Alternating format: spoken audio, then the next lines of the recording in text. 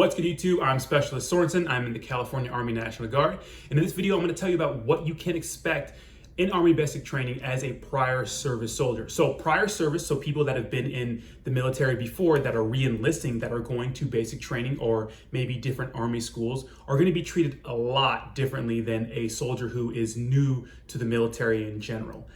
So if you guys don't know about the regulations, you may have to complete basic training over again depending on your exact situation. If you've had a break in service for more than 5 years, doesn't matter which branch you're from, you're gonna have to do basic training all over again. That was the case for me. So I have some recent experience really in the last 2 months. And if you come from a branch like the Navy, I believe, in the Air Force, and your job is not combat related, you will have to do basic training even if it's within that 5-year time frame. So I just got back from Fort Benning, Georgia. I did Army Infantry OSIT training. Now, the treatment's gonna be pretty much the same at every basic training. I've heard from a lot of people that were in, that are prior service and that were at different basic trainings like Fort Jackson, those places in Fort Benning. It's pretty much all the same, but my experience was a little bit different from a lot of people's, and I really had to fight for my extra privileges. So let me talk about those things. But first, if you're new to my channel, I make videos pretty much related to military experiences, specifically Army, obviously, and the National Guard. So if you like my stuff, like the video and subscribe to my channel to keep updated. I have a few videos out. Leave some comments in the comment section for maybe future videos you would like to see. So back to the video. So prior service, you're pretty much treated differently from MEPS to, getting to basic training, helping out the staff, and then pretty much the entire time you're in basic training and then when you go to your school. Now, the biggest kind of treatment and the difference of treatment is really with the drill sergeants. The drill sergeants don't treat you like a lot of the soldiers that are there.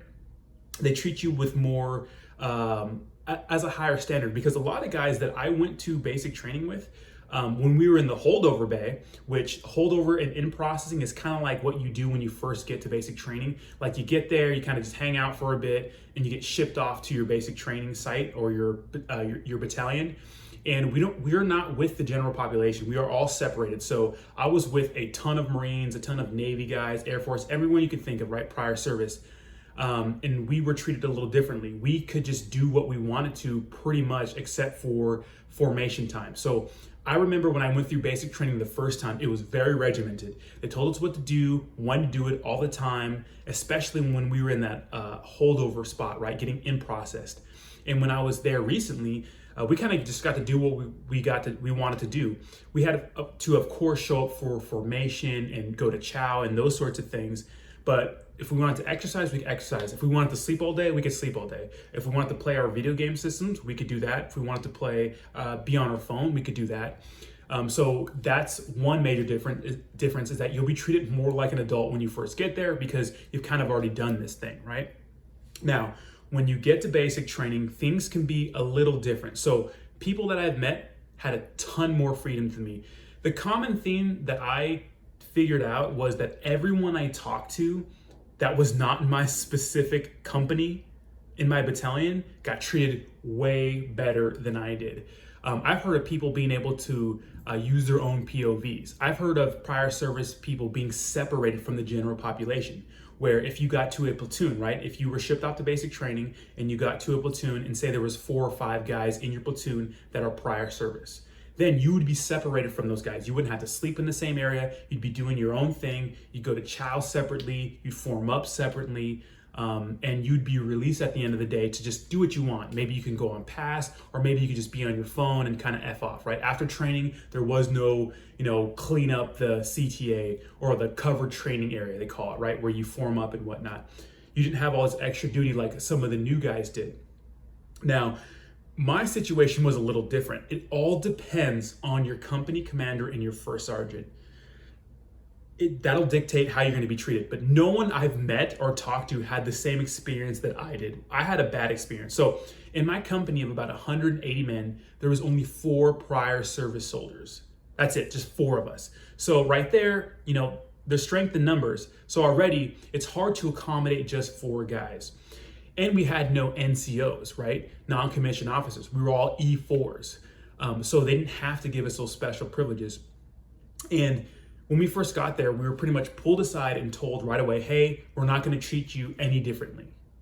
They just told us that we're going to treat you like day one privates, which is kind of terrible because why should we be treated the same? I know we're going through basic training again, but we've been there, done that, got the t-shirt. We're just re-enlisting. It was kind of messed up because our first sergeant pretty much said like, hey, no one told you to be here. And it seemed like our company commander was new, so he was just kind of listening to the first sergeant. And, they brought up the policy because there's it's called AR, I think it's I don't know the exact article it is, but they pulled it up and they showed us some highlighted parts. And I'll get to where I'm going to get later on in the video, but because this might be important to you, you might need to fight for your rights. And that's what we did. They pretty much pulled up the policy, highlighted certain parts, kind of picked what they wanted to talk about. They pulled us in the office. We're all standing at parade rest. We just got there. It's the first 72 hours, so we're all sweaty and tired. And they told us like, hey, we're not going to treat you any differently. You're going to stay in the same population. You're not going to get your phones. You're not going to get passes. And we're just like, what the heck? This is not what we expected. We were treated so well and different since we got there. Since we got to Fort Benning, we were separated. We didn't do in-processing with the other guys. So we were kind of confused. I'm like, well, this is not what we've heard from everybody else. We heard that we would, be able to have our phones. We'd be able to just, after training hours, after the training was done for the day, we'd be able to just kind of do our own thing. We would have separate living quarters and have a little more responsibility and trust. We thought that we would be treated differently, but right away our first sergeant told us that we wouldn't be, which is pretty concerning. So we found out later, and they told us later, that the reason why they didn't want to treat prior service any differently was because the cycle before us did some pretty messed up things. I guess there was an incident where a drill sergeant hit a private, and I understand under no circumstances you can't put your hands on a private unless it's like a life and death situation. The private said some offensive comment to the drill sergeant, and the drill sergeant smacked him. You can't do that thing. You can't smack a private, but I get it, right? I get it. It gets frustrating dealing with 180 of us all day. I get it. And so what happened was a prior service soldier like myself recorded that on his phone that he was allowed to have, recorded that incident, put it on YouTube, got the drill sergeant fired. It sucks to get fired. You shouldn't have done that in the first place, but I get why they would have distrust or mistrust for the prior service. So I thought in my head, well, hey, we're gonna fight. We're gonna fight. We're gonna get these rights because it's messed up that we got to be treated like general population when we got there. So I did my best to separate myself from the pack. I volunteered to be platoon guide. I had the best physical fitness score. Every single ACFT test, I had the best score. And I'm a 31-year-old man, smoking these little 17 or 18-year-olds. And all the prior service guys were in phenomenal shape. So we really led by example. We were good role models. We wanted to be in leadership positions.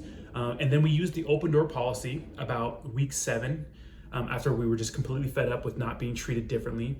We used the open door policy to go to the company commander, and we said, hey, very respectfully, because our company commander was awesome. He was a cool, very well-spoken guy, really a man's man, good leader. I don't want to say his name on here, but a good dude. Our acting first sergeant was okay. I think I think that was his first cycle as acting first sergeant, but our company commander, man, Ranger tabbed up, had his railroad tracks, just a really, really good guy.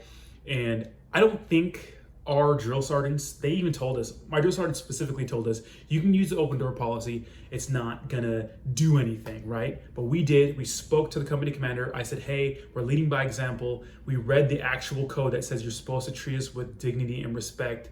And he said, okay, all right. Well, he gave us weekend passes. He said that you can use your phones every day after 1700. He gave us our phones.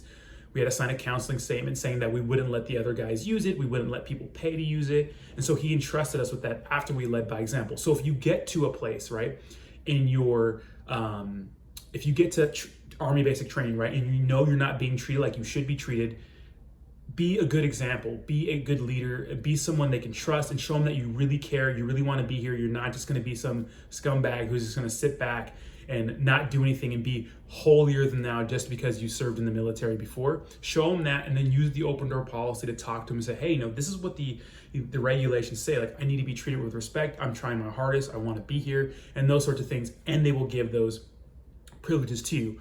But for the most part, most of the people I spoke with, and this made me like pretty upset the entirety of my training, because a lot of guys that I was in processing with that I was texting, man, they got their phones in the first day. Their drill sergeants separated them from the pack. Their drill sergeants let them do pretty much what they wanted to do, as long as they did the training, they got the training done, and they were proficient in that training, and they weren't causing trouble, right? They treated them like grown adults that have been to training, right? Because as a prior service soldier, you're supposed to be treated as permanent party. Well, permanent party doesn't really do all the extra stuff, right? They're not getting woken up at 2 a.m. because some guy's not on fire guard, right? They're not doing those like lame things like that really separates you from the pack, right? And so we got all of the privileges awarded to us, but pretty much the rest of the people that I went there with, the prior service guys, were in companies where their drill sergeants treated them as such. They were really cool with them, they relaxed with them, and they let them do pretty much what they wanted to do, as long as they were taking care of business and getting their work done. So prior service treatment can be pretty tricky depending on what company and battalion you get into, right? It's all kind of rolling the dice, but your odds are pretty good at being treated like a prior service soldier. Now, if you get to a company that doesn't want to treat you like you should be treated, use the open door policy, speak with the battalion commander if you have to, but make sure that you're a good soldier and you're an example of a great soldier in your company, so that, you know, the drill sergeants really can't say anything bad about you. Because that was the thing. My drill sergeant went up to me and was really cool about it. He's like, hey, I heard you wanted to use open door policy. I don't think it's going to change anything, but you can go ahead and, you know, use it. My drill sergeant relied on me for a lot of things. I made our platoon look good because we were always doing well in PT. I was always like the top PT guy. And if you're in the Army, you know that physical fitness, marksmanship is pretty much like the two best things, especially in infantry. If you're a PT stud and you're great at marksmanship, you can pretty much get away with anything as long as you're taking care of business. So that's what to expect as a prior service soldier. Hopefully that was helpful. Maybe some of you are going through it right now or about to go through it. Let me know what you think in the comments down below. If there's anything I didn't cover in this video, you can ask about it in the comment section and I'll reply to your comments. I'll talk to you soon. Peace.